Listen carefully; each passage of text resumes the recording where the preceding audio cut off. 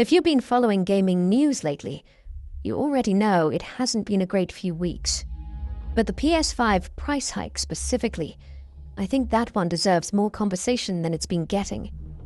Because when you trace where it's actually coming from, it stops being a story about Sony making a bad decision and becomes something much bigger. We've spent the last few weeks on this channel talking about the game journalism problem, and that conversation is real, but some perspective.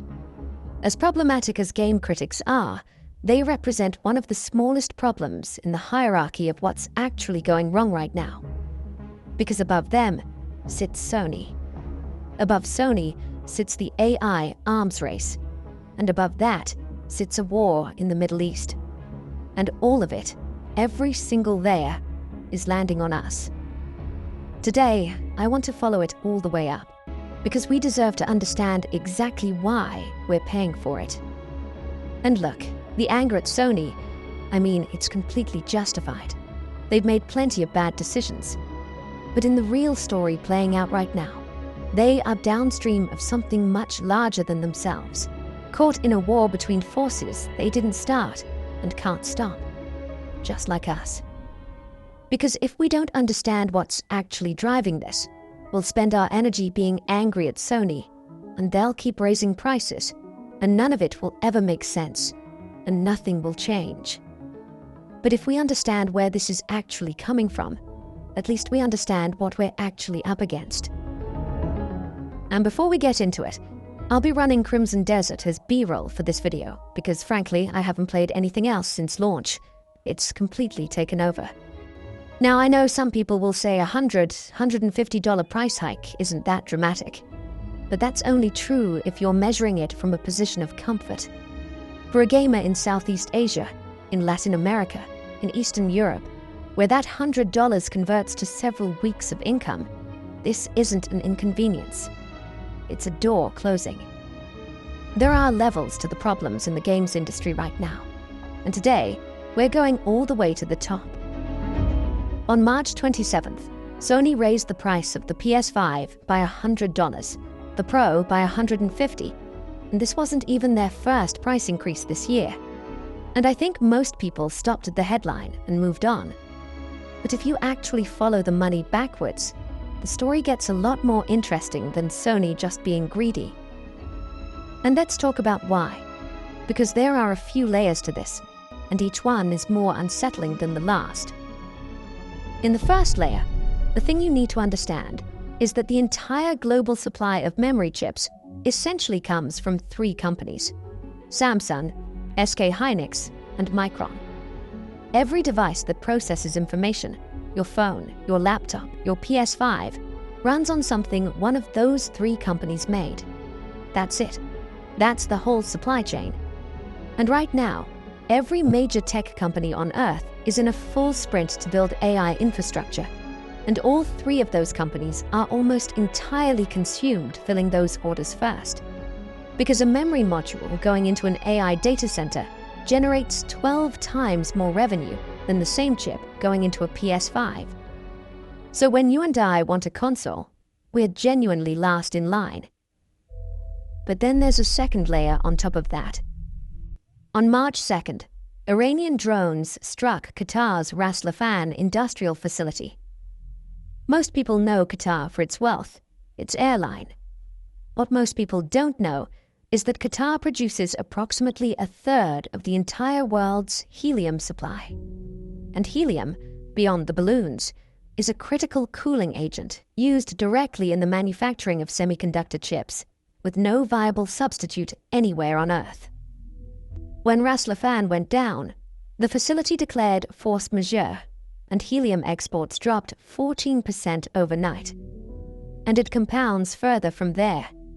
Samsung and SK Hynix, two of those three companies sitting at the top of the entire global memory supply chain, are South Korean.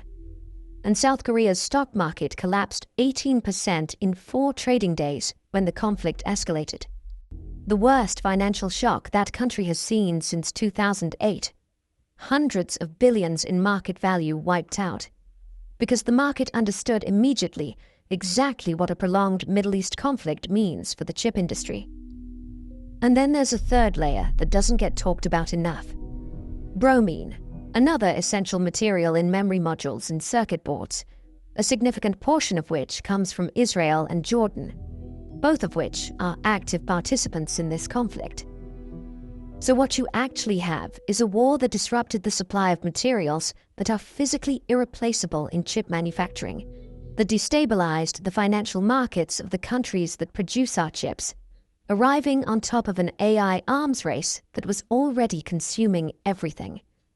And 3 weeks later, Sony raised the price of the PS5. And none of us have any stakes in this fight.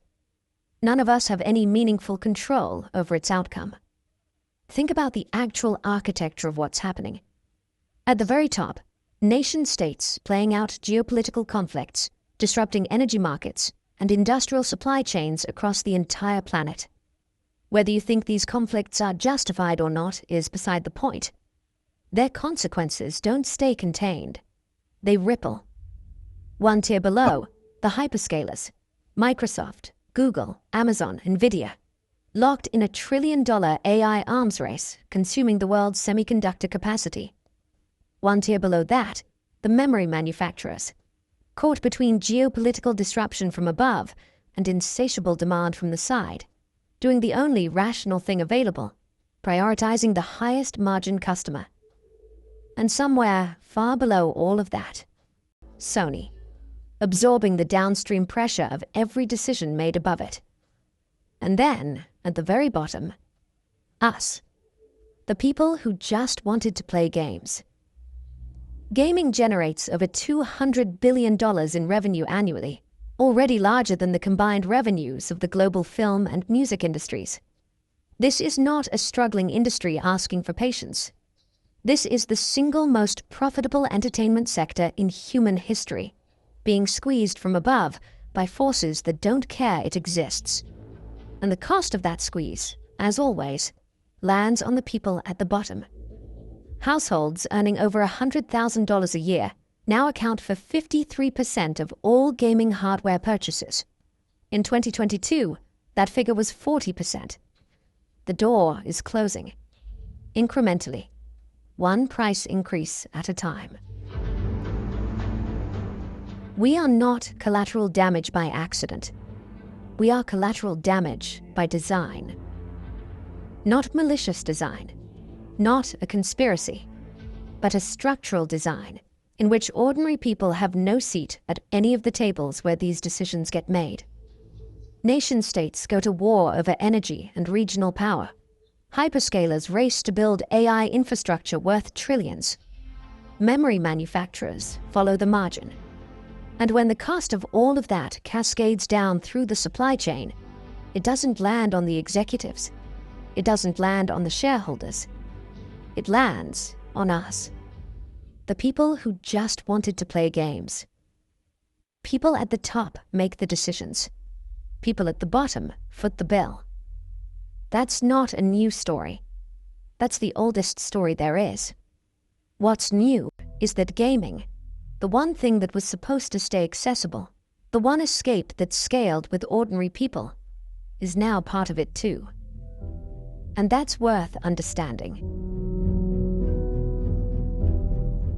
And, as always, genuinely thank you to everyone who subscribed, donated, joined the membership and the Discord, and to everyone who's commented, liked, and shared. And a special thanks to the streamers who've been willing to react to the videos. I'm really humbled by all of it.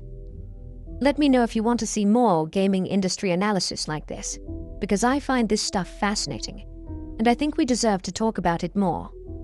But that's it from me. Until the next one. Peace.